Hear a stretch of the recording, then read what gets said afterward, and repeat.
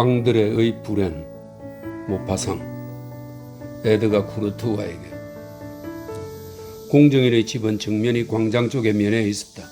집 뒤쪽에는 잘 가꾸어진 아름다운 정원이 벽 하나를 사이에 두고 인적이 드문 피크 상점가로 뻗어 있었다. 공정인 모로시의 아내는 그 정원 끝머리에서 오래전부터 그녀를 따라다니던 솜리브 대위를 만나기로 약속했다. 그녀의 남편 모로시는 일주일 예정으로 파리에 가고 없었다. 그래서 그녀는 한 주 내내 한가했다. 솜리브 대위가 열심히 간청하고 너무나 달콤한 말들로 애원했다. 그래서 그녀는 그가 자기를 열렬히 사랑한다는 것을 납득했다. 자신이 너무나 외롭고 제대로 평가받지 못하고 오로지 남편에게만 충실해야 한다는 계약에 따라 소홀히 취급되었다고 느꼈다. 남편이 사랑을 많이 줄 것인지 자문해보지 않은 채 자기의 마음을 가져가도록 허락해버렸다고 느꼈다. 그녀는 몇 달 동안 대위와 플라토닉한 사랑을 나누었다. 손을 잡고 문 뒤에서 재빠른 도도 키스를 하기도 했다. 이윽고 대위는 심경의 변화가 생겼는지 그녀에게 물어보면서 만약 자신이 그녀의 약속을 얻어내지 못하면 그녀의 남편이 부재 중인 동안 나무 그늘 속에서 만나자는 진짜 약속을 얻어내지 못하면 즉시 이 도시를 떠나겠다고 선언했다. 그녀는 그 말에 굴복했고 약속을 했다. 그래서 벽에 몸을 붙이고 웅크린 채 가슴을 두근거리면서 아주 조그만 소리에도 몸을 떨면서 그를 기다렸다. 갑자기 누가 벽을 기어오르는 소리가 들렸고 그녀는 도망칠 뻔했다. 만약 저 사람이 그가 아니라면, 도둑이라면? 하지만 아니었다. 마틸드 하고 다정하게 부르는 소리가 들렸다. 그녀는 대답했다. 에티엔? 이윽고 그가 고철 소리를 내며 풀썩 내려앉았다. 그였다. 아, 얼마나 멋진 입맞춤인가. 그들은 얼싸안고 입술을 포갠 채 오랫동안 서 있었다. 하지만 갑자기 이슬비가 내리기 시작했다. 물방울들이 나뭇잎에서 떨어져서 나무 그늘 속으로 들어왔다. 목덜미에 물방울이 떨어지자 그녀는 소스라쳤다. 그가 그녀에게 말했다. 마틸드, 내 사랑, 내 소중한 사람, 내 애인, 내 천사, 당신 집으로 들어갑시다. 자정이에요. 두려워할 건 아무것도 없어요. 당신 집으로 들어갑시다. 이렇게 간청하오. 그녀가 대답했다. 안 돼요, 에티엔. 나는 두려워요. 우리에게 무슨 일이 일어나면 어떻게 해요? 하지만 그는 그녀를 두 팔로 꼭 끌어안고 그녀의 귀에 대고 중얼거렸다. 하인들의 방은 광장 쪽 4층이고 당신의 침실은 정원 쪽 2층이잖아요. 그러니 아무도 우리 소리를 듣지 못할 거예요.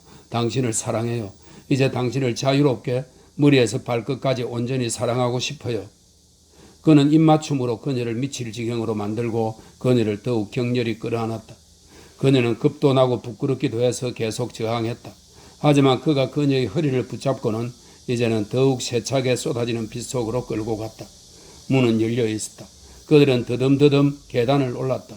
이윽고 침실 안으로 들어갔고 그녀가 빗장을 채웠다. 그동안 그는 초에 불을 붙였다. 그녀는 쓰러지듯 안락의자에 주저앉았다. 그가 무릎을 꿇었다. 그리고 천천히 그녀의 옷을 벗기기 시작했다. 그녀의 발에 입을 맞추기 위해 먼저 신발을 벗기고 그 다음에 스타킹을 벗겼다. 그녀가 숨을 헐떡이며 말했다. 안 돼요. 에티엔, 제발 부탁이에요. 내가 정숙한 여자로 남게 해줘요. 당신이 너무나 원망스러워요. 이건 너무 추해요. 너무 쌍스러워요. 마음만으로도 충분히 사랑할 수 있잖아요, 에티엔. 그러나 그는 꾀바른 동작으로 시간에 쫓기는 남자다운 민첩함으로 쉼없이 그녀 옷의 단추를 풀고 매듭을 풀고 후ук을 벗기고 코르셋을 풀었다. 그녀는 그의 과감한 손길에서 벗어나려고 했다. 일어나서 달아나려고 했다. 하지만 그녀가 마침내 몸을 일으켰을 때 그녀는 손이 도시에서 빠져나오듯 드레스도 치마도 속옷도 없이 완전히 알몸이 되어 있었다. 이성을 잃은 그녀는 커튼 밑에 숨으려고 침대 쪽으로 달려갔다. 그가 그 길로 그녀를 따라왔다. 하지만 그가 그녀를 가지기 위해 지나치게 서두르는 바람에 그의 금이 허리에서 풀려 쨍그랑 소리를 내며 바닥에 떨어졌다. 길게 끄는 탄식 소리가, 날카롭고 연속적인 비명 소리가, 아이의 울음소리가 옆방에서 터져나왔다. 그 방의 문이 열려 있었다. 그녀가 중얼거렸다. 오, 앙드레가 깨어났어요. 지금 깨어났으니 다시 잠들지 않을 거예요. 그녀의 아들 앙드레는 생후 15개월이었고 자는 동안 엄마가 돌볼 수 있도록 엄마 옆방에서 잠을 잤다. 하지만 욕망에 미친 대위에게는 아무 소리도 들리지 않았다. 아무려면 어때요? 아무려면 어때? 사랑해요. 당신은 내 것이에요, 마틸드.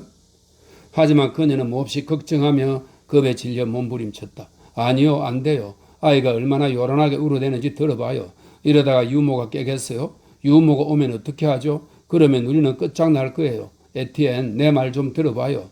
밤중에 아이가 저렇게 울면 아버지가 아이를 진정시키기 위해 우리 침대로 데려와요. 그러면 곧바로 조용해지죠. 그것 말고는 다른 방법이 없어요. 아이를 데려올게요, 에티엔. 아이가 울부짖었다. 날카로운 아우성을 내뱉었다.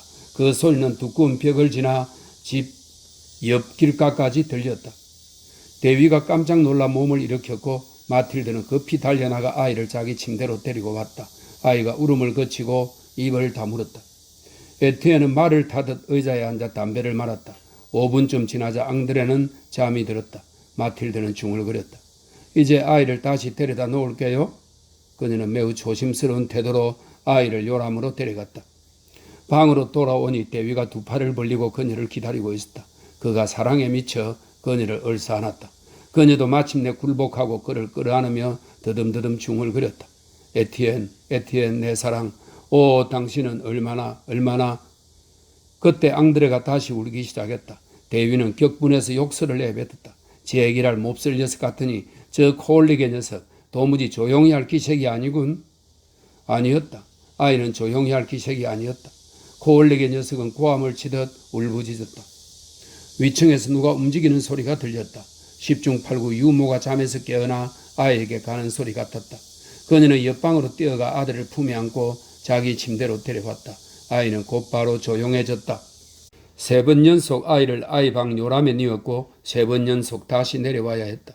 솜니브 대위는 대체 어쩌자는 거냐고 욕설을 퍼부으며 날이 밝기 1시간쯤 전에 떠났다. 마틸드는 그의 마음을 달래주려고 그날 밤에도 그를 방에 맞이들이기로 약속했다. 그는 전날 밤처럼 또 찾아왔다. 그는 기대감에 격앙되어 더 초조하고 열정적으로 타오르고 있었다. 그가 안락의자 팔걸이 위에 검을 조심스럽게 내려놓았다. 그런 다음 도둑처럼 군화를 벗고 뭐라고 이야기를 했다. 목소리가 너무 작아서 마틸드는 그가 무슨 말을 하는지 알아듣지 못했다. 오늘 밤이야말로 그는 행복해질 것 같았다. 완벽하게 행복해질 것이다. 바로 그때 마룻바닥이, 가구가 혹은 침대가 우지끈 소리를 했다. 받침대 같은 것이 부서질 때 나는 둔탁한 소리였다.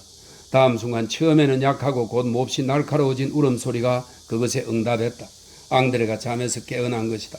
앙드레는 여우처럼 날카롭게 울어댔다. 계속 그렇게 울어대면 10중 8구 집안 사람들이 모두 잠에서 깨어날 터였다. 미칠 지경이 된 마틸드는 쏜살같이 달려나가 아이를 안아 데려갔다. 대위는 몸을 일으키지 않았다. 몹시 격분해 있었던 것이다. 그는 손을 천천히 내밀어 손가락 2개로 아이의 살을 아무데나 조금 꼬집었다. 넓적다리와 엉덩이를 꼬집었다. 그러자 아이는 귀청을 찢을 듯 울부짖으며 몸부림쳤다. 그러자 대위는 화가 나서 더욱 세게 꼬집었다.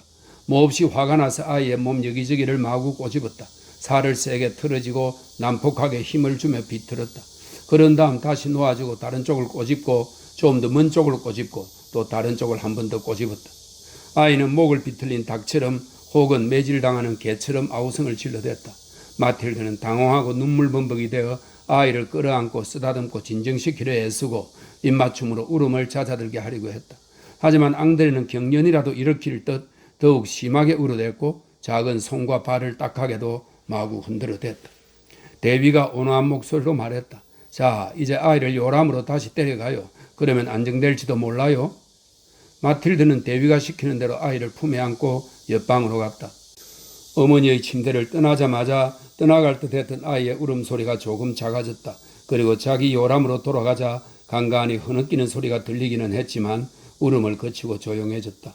그 밤의 나머지 시간은 고요했고 대위는 행복했다. 다음 날 밤 대위는 또 마틸드를 찾아왔다. 그가 조금 큰 목소리로 이야기하자 앙드레가 또 잠에서 깨어나 요란하게 울어댔다. 마틸드가 재빨리 아이를 데리고 왔다. 이번에는 대위가 너무나 솜씨 좋게 가혹하게 그리고 너무나 오랫동안 살을 꼬집어서 아이는 눈이 뒤집히고 입가에 거품을 흘리며 숨이 넘어갔다. 다시 요람에 데리다 놓았다. 그러자 아이는 즉각 진정되었다. 그렇게 나흘이 지나자 아이는 더 이상 밤에 울지 않았다. 토요일 저녁에 공정인이 돌아왔다. 그는 가정과 부부 침실에서 자신의 자리를 되찾았다. 그는 여독 때문에 일찍 잠자리에 들었다. 평소의 습관들을 되찾고 성실하고 질서를 존중하는 남자로서 자신의 의무들을 철저히 완수한 뒤 그는 깜짝 놀랐다. 일은 오늘 밤엔 앙드레가 울지 않는군. 가서 앙드레 좀 데리고 와요, 마틸드. 우리 둘 사이에 뉘어놓으면 기분이 좋을 것 같아. 마틸드는 즉시 일어나 아이를 데리러 갔다. 하지만 일주일 전만 해도 그토록 좋아하던 부모의 침대에 몸이 닿자마자 아이가 겁에 질려 몸을 비틀고 격렬하게 울부짖어서 도로 요람에 데려다 놓아야 했다. 공증인 모로시가 깜짝 놀라서 말했다. 이게 무슨 일이지? 오늘 앙드레에게 무슨 일이 있었소? 혹시 졸려서 그런가? 마틸드가 대답했다. 당신이 출장 가서 집을 비운 동안 줄고절했어요. 그래서 한 번도 앙드레를 여기로 데려와 재우지 못했어요. 아침이 되자 잠에서 깨어난 아이는 손을 움직이며 놀고 웃었다. 애처로운 마음이 든 모로시는 달려가서 아이를 끌어안았다. 그런 다음 아이를 부부 침대로 데려오려고 두 팔로 안아 올렸다. 앙드레가 웃었다. 사고 능력이 아직 흐릿한 어린 생명의 희미한 웃음이었다. 갑자기 앙드레가 침대를 내려다 보았다. 침대에 어머니가 있었다. 그러자 기분 좋아서 웃던 아이의 조그만 얼굴이 일그러지고 주름이 잡히더니 목구멍에서 격렬한 울음소리가 터져나왔다. 아이는 누가 자기를 학대라도 한 것처럼 발버둥 쳤다. 모로시는 놀라서 중얼거렸다. 피르시 아이에게 무슨 일이 있는 거야? 그러고는 자연스러운 몸짓으로 아이의 옷을 걷어 올렸다. 다음 순간 그는 아연실색하여 아 하고 외마디 소리를 질렀다. 아이의 발목, 넓적다리, 허리, 엉덩이에 커다랗고 시퍼런 반점들이 있었던 것이다. 모로시가 외쳤다. 마틸드 이것 좀 봐요. 이렇게 끔찍할 수가? 마틸드가 급히 다가와 아이의 몸을 들여다보았다. 피가 죽어서 생겨난 듯한 보라색 줄이 반점들 한가운데를 관통하고 있었다. 아무래도 심각한 병의 증상 같았다. 나병의 초기 증상이거나 피부에 두꺼비등처럼 농포가 생기고 악어등처럼 비늘이 덮이는 희귀한 병의 시초 같았다. 아이 부모는 겁에 질린 눈으로 서로를 바라보았다. 모로시가 외쳤다. 의사 선생을 불러와야겠어. 하지만 마틸드는 시체보다 더 창백한 얼굴로 몸에 표범처럼 반점이 생긴 자기 아들을 물끄러미 들여다보기만 했다. 그러더니 갑자기 무시무시한 누군가를 보기라도 한 듯 무의식적이고 격렬한 비명을 지르며 외쳤다. 오 파렴치한가 사람 같으니. 모로시가 깜짝 놀라서 물었다. 뭐라고? 지금 누구 이야기를 하는 거요? 누가 파렴치하다는 거요? 그녀는 얼굴이 귓뿌리까지 빨개져서는 어물어물 대답했다. 아무것도 아니에요. 그러니까 당신도 알겠지만 내가 생각하기에는 그러니까 의사 선생을 불러올 필요 없어요. 10중 8구 그 파렴치한 유모가 아이가 울 때 조용히 시키려고 꼬집은 거예요?